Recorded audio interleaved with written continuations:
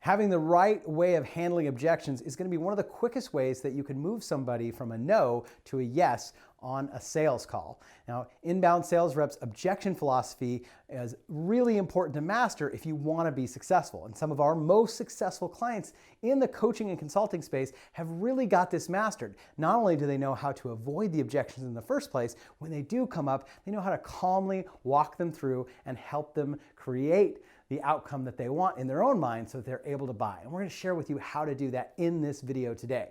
And if you like this content, make sure to subscribe so that you get notified by the little notification bell up in the corner. If you like this content, make sure to click the thumbs up button to let us know that you liked it. And if you've got any questions or thoughts about this content, make sure to leave a comment in the question box below.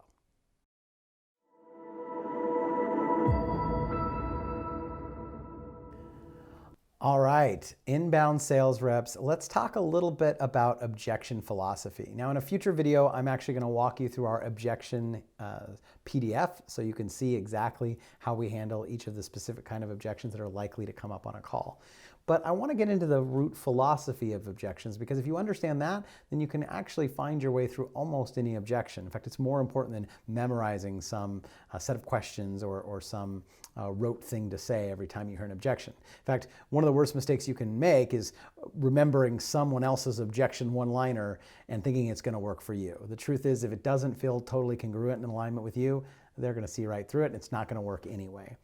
So there's really only 3 objections. And I know you probably can think of dozens on a typical call. I don't have the money, I want to think about it, I need to talk to my spouse, let me talk to this other person and decide if I'm going to buy their thing.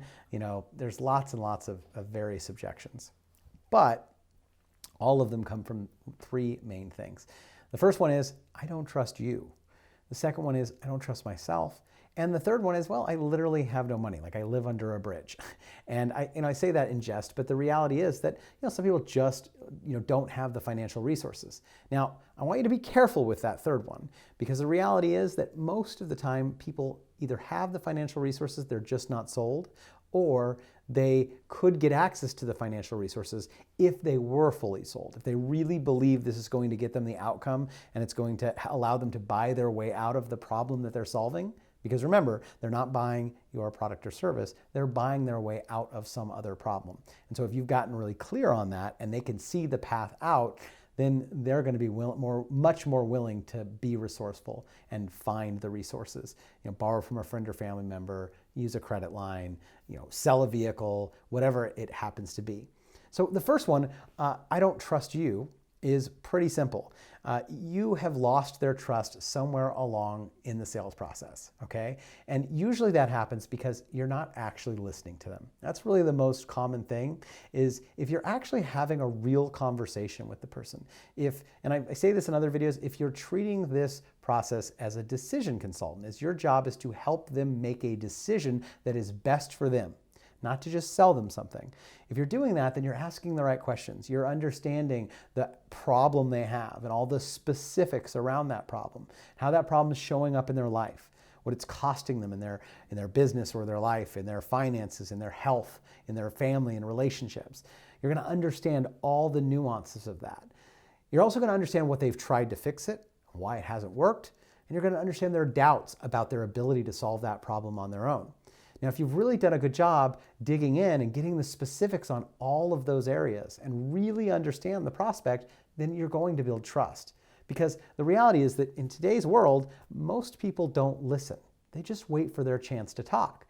And so if you are asking questions and then listening to the answers and asking good follow-up questions, and let me give you a little just pointer here, because I hear this all the time. People will ask a question, they'll answer it.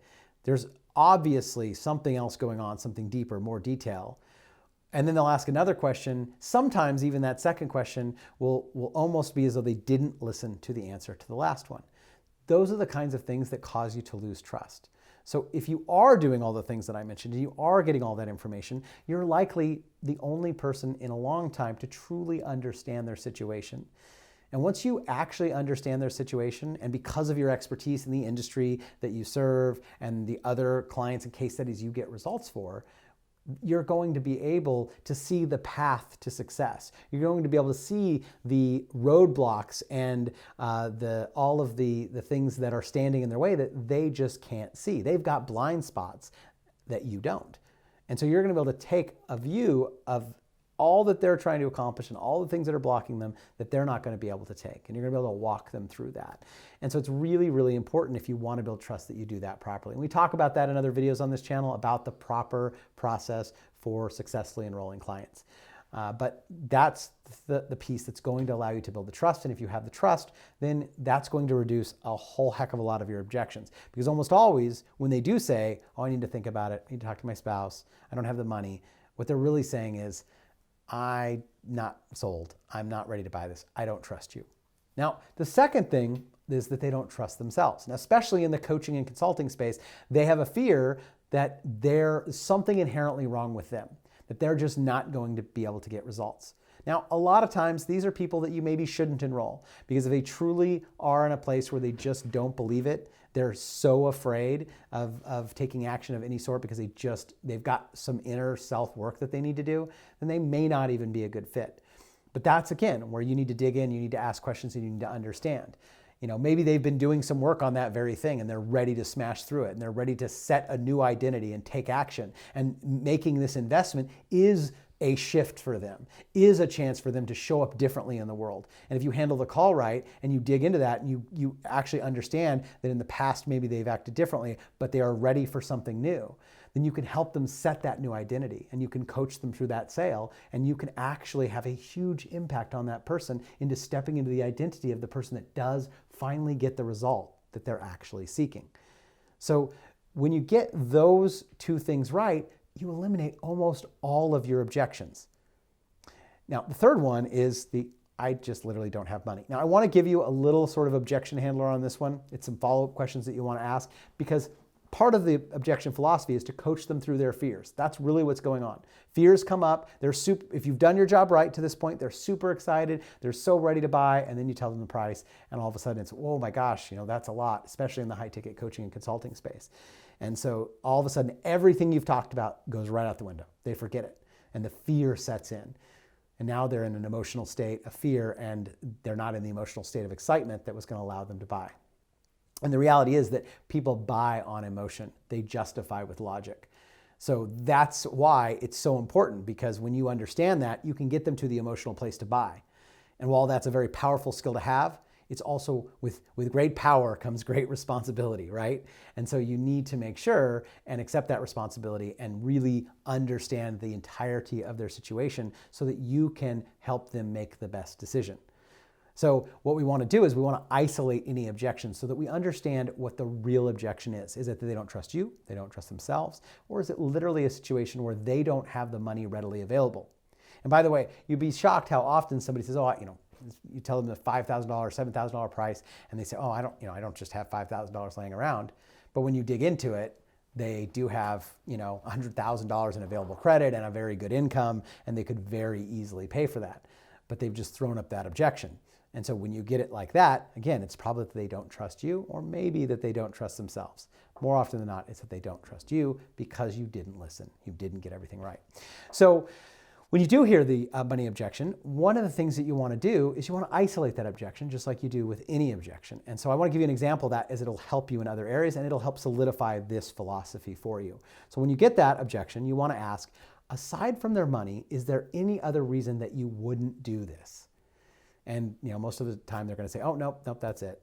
And then we ask 3 questions about this, and you'd be surprised how often they will answer differently to them. So then the second question is it your goal to be in the program and to get whatever their goal was, their result, to lose the 50 pounds, to start the business and have enough money to buy that, that house for your family, or whatever that goal is, and they'll say, oh yeah, absolutely. And then you'll say, the third question, what are your concerns about getting started? And here's where most often you'll get to the root of what's going on. And they'll say something like, well, I just, I don't really know you, and some other objection will come up. It's like, and I just, what if it doesn't work for me? And now all of a sudden, it's not about the money, it's something else, which is great because now we've isolated that objection. Now we can address that objection. But if you try to address the wrong objection, You might be able to overcome it, but they're just going to have another excuse. So you've got to isolate the objection. And so the philosophy around objections is coaching. It's to coach them through their fears. And I want to tell you the difference between coaching and consulting. Coaching is really about having the trust that they have the inherent answers within themselves. Consulting is where you advise them, like the inherent answers within themselves told them they needed to learn something new, and they've come to a consultant to teach them that something new. Okay? As a coach, when we're coaching them through their fears, we're actually asking questions to understand what's really going on. Because again, if we can see the problem better than they can, we can see the clear, logical solution for them, then we can help coach them through whatever fears they've got that are coming up. And that's really what I want to do when I'm handling objections is, first of all, I want to prevent them wherever possible. And all the sales training we do on this channel will help you with that. But once an objection does come up, and they still will, I think of an objection, I don't ever, in fact, when I hear an objection, I'm excited. It sounds like, okay, great. We're at that space where we just need to help them through whatever illogical things are going on, or maybe understand some context we didn't get, but if we did our job, we should have everything. So then we just need to understand, and then we need to help them make a logical decision. A great example, and I've probably used this before in one of our videos, is when somebody says something along the lines of, maybe you're helping them do marketing, generate more leads to build their business. And they say, oh, that's great. I haven't had any clients the last couple of months. I'm really struggling. It would be so great to solve this problem. So what I'm going to do is I'm going to go out and get a couple clients. Once I get those clients, I'll take that money that I make and I'll invest it in this program. And so one of the things that's pretty logical to me, right? So you're going to basically go do the thing that hasn't been working until it works. And then when it works, you're going to take the money you make and invest it into fixing the problem? Well, that doesn't make any sense. That's illogical. Another example I'm sure I've given on this channel before, a sales rep who had somebody they were talking to in Australia. It's 3 o'clock in the morning and they're at home, and the person on the phone says, oh, this sounds great. I can't wait to get started. I'll start on Saturday. I don't have my card with me. It's 3 o'clock in the morning. Why would you not have your credit card with you? That doesn't make any sense. It's illogical. Now, a lot of salespeople are afraid to ask the question to actually understand what's going on. So what ends up happening is they get an email or a text before a Saturday when that person's supposed to join, and they say, hey, I can't do it. I've got to wait a few months. I'll start next month. And it never comes to fruition, or takes quite a long time to come to fruition. If we ask the question and we find out what's really going on, we're going to get to the root objection. When we get to the root objection, we can actually address that. We can coach them through their fear. We can help them see the misunderstanding that they may have, or the illogical train of thought that they've got that's keeping them stuck. This is about transformation. And when you help somebody, when you understand them at a deep level, you can help them have that transformation and actually step into the identity of somebody that makes a commitment, invests in themselves, and gets a result. And there's nothing more powerful than being able to help somebody do that. Again, you need to use this power responsibly. But the way to handle objections is to isolate those objections and to coach them through their fear, and to understand those 3 objections that really do exist. So the 3 questions that I want to share with you, that I shared with you, are really powerful because they isolate the objection. And so that's a great example for you of coaching them through their fears. So the next time that objections come up, first of all, take a deep breath. Don't worry, it's a natural part of the process. They just have concerns or questions, or they're not seeing the connection of how it's going to work for them, and we need to help them get that clarity. And clarity in this case is power. So if you enjoyed this video or you have a question, leave a comment below. Of course, in the description box, join our free Facebook group where we have tons of resources and more trainings that you can get access to. If you like this video, make sure to click the like button. And if you want more content just like this, hit the subscribe button so that you get the little notification bell in the corner every time we produce new content.